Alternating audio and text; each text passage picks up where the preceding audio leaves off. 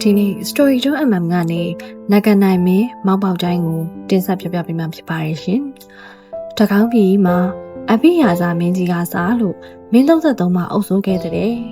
အလွန်ရှိကြတဲ့ကာလတွေဖြစ်တာမို့တချို့ဖြစ်ရတွေကတော့နောက်လူတွေအတွက်ပုံမြင်ဆန်လာတာပေါ့။အခုမှတော့တကောင်းပြည်မှာအုပ်စိုးခဲ့တဲ့မင်းတစ်ပါးဖြစ်တဲ့နာဂရာစာခေါ်နဂနိုင်မင်းမောက်ပေါက်တိုင်းအကြောင်းပြောပြမှာဖြစ်ပါတယ်။ဟိုးရှေတုန်းကတကောင်းပြည်ကြီးမှာမိဖုရားကြီးတစ်ပါးရှိတဲ့ကွယ်အဲ့ဒီမိဖုရားကြီးဟာနဂါကြီးတစ်ကောင်နဲ့ချစ်ကြိုက်နေတယ်လို့ကောလာဟာလာတွေဖြစ်နေတဲ့ရှင်ဘရင်လုပ်တဲ့သူတွေကမင်္ဂလာဦးညမှာပဲတည်ဆုံးကုန်ကြတယ်တဲ့ဒီလိုကာလမှာမောင်ပေါက်ချိုင်းကတော့တက္ကသိုလ်ပြည်ကနေပညာသင်ပြီးပြန်လာတာပေါ့ပြန်လာကန်ဒီမှာထိသဘာဝခါဆရာကြီးကစကားကြီးတုံကိုတင်ပေးလိုက်တယ်တဲ့သွားပါများခကြီးရမေးပါများစကားရမအိတ်မနေအသက်ရှိတဲ့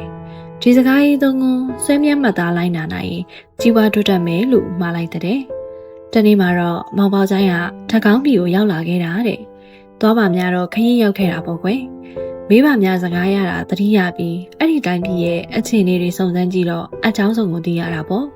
ဒါနဲ့မောင်ပေါချိုင်းကနန်းတော်ကမူကြီးမရတွေနဲ့တွေ့ဆုံလို့ဘရင်အဖြစ်တင်မြောက်ချင်းခံရတယ်တဲ့ဘရင်ဖြစ်လာတဲ့မောင်ပေါချိုင်းကတော့ပေါ့ပေါ့ရော့မနေခဲ့ဘူးတဲ့ဒီတိုင်းပြည်မှာဘရင်လောက်တဲ့သူတွေကညကြရင်ဘာကြောင့်တိတ်ဆုံးသွားတာလဲသိချင်တာနဲ့ကျွယုံတအုပ်ကိုငါပြောတော့ခုတ်စီခုတ်ယူကနန်းတော်ထဲမှာလျှို့ဝှက်ထားတဲ့ညဦးမှာအိတ်ချအောင်ဆောင်နေပြီးမိဖုရားအိတ်ပြောတာနဲ့ငါပြောတော့ကိုလူနဲ့တူအောင်ဆောင်ချုံထားတဲ့မောင်ပေါချိုင်းကိုယ်တိုင်ကတော့အိတ်ရနဲ့မနီးမဝေးမှာတန်လျက်ကင်ပြီးစောင့်နေတာပေါ့ညတကောင်ချင်းရောက်တော့မိဖုရားကြီးနဲ့ချစ်ကြိုက်နေတဲ့နဂါကြီးရောက်လာပါလေရောနဂါကြီးကမိဖုရားကြီးဘေးနားမှာရှိနေတဲ့ငါပြောတော့ကိုလူစင်စစ်အောင်မေပြီးအားတော်ကုံသုံးကပေါက်တက်လိုက်တယ်တဲ့ဒီလိုပေါက်တက်လိုက်တော့နဂါကြီးရဲ့အဆွဲနှစ်ခုဟာငါပြောတော့မှညှိနေရတဲ့ပြန်ဖြုတ်လို့မရတော့ဘူးပေါ့ကွယ်ဒီလိုဖြစ်နေတော့တန်လျက်ကင်ပြီးပုံနေတဲ့မောင်ပေါချိုင်းကပြေးထွက်လာပြီးနဂါကြီးကိုခုတ်ပိုင်းလိုက်လို့နဂါကြီးသိပါလေရောမိန်းမနေအသက်ရှည်ဆိုရဲ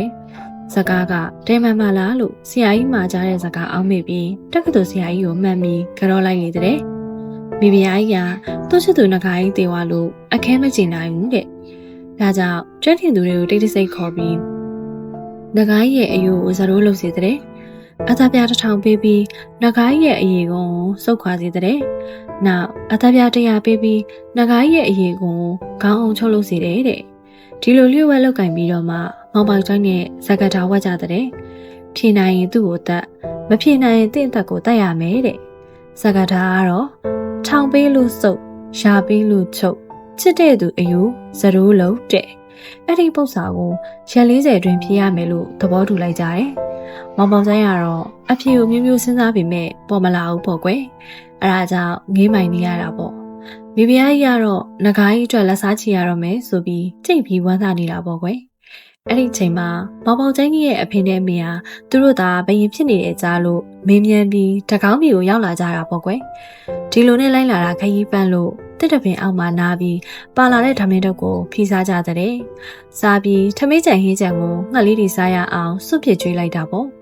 ဒီလိုနဲ့အဖိုးနဲ့အဖွားတို့ဟာတစ်ပင်အောင်မှာစားပြီးနားနေတော့တစ်ပင်မော်ဟာကြီးဖို့နဲ့ကြီးမအချီအချက်စကားပြောတဲ့နေကြရတဲ့ကြီးဖို့ဒီနေ့တော့အစာစားလို့ပြီးပြီ။လက်ပြန်အတွက်လိုသေးတယ်လို့ကြီးမကပြောတဲ့။အဲ့ဒီချိန်မှာအဖိုးကြီးကအဖွားကြီးလက်ကိုတို့ပြီးကြီးဖို့ကြီးမစကားနားဆက်ဆွကြတာပေါ့ကွယ်။ဒါနဲ့ကြီးမကအကျိုးအကြောင်းပြောပါအောင်ဆိုတော့ကြီးဖို့ကဒီလိုကွယ်မိဖုရားကသူ့လင်နဂါကြီးကိုမောင်ပေါချိုင်းတက်လိုက်တာမကျင်တဲ့လို့နဂါရေကအသားပြားတစ်ထောင်ပေးပြီးစုပ်တဲ့။နောက်100ပေးပြီးချုပ်စီတဲ့ပြီးတော့နဂါအယိုးကိုဇရိုးလုပ်တဲ့အဲ့ဒါကိုပုတ်စာလုပ်ပြီးမေးတာမောင်ပေါချိုင်းကမဖြေနိုင်ဘူးတဲ့ဒီလိုကြီးဖို့ကြီးမှပြောတာအဖွားအဖိုးတို့ကကြားပြီးနန်းတော်စီကိုခရီးဆက်ခဲ့တဲ့ထင်းတဲ့အတိုင်းနန်းတော်ရောက်တော့မောင်ပေါချိုင်းကငေးငိုင်နေရှာတယ်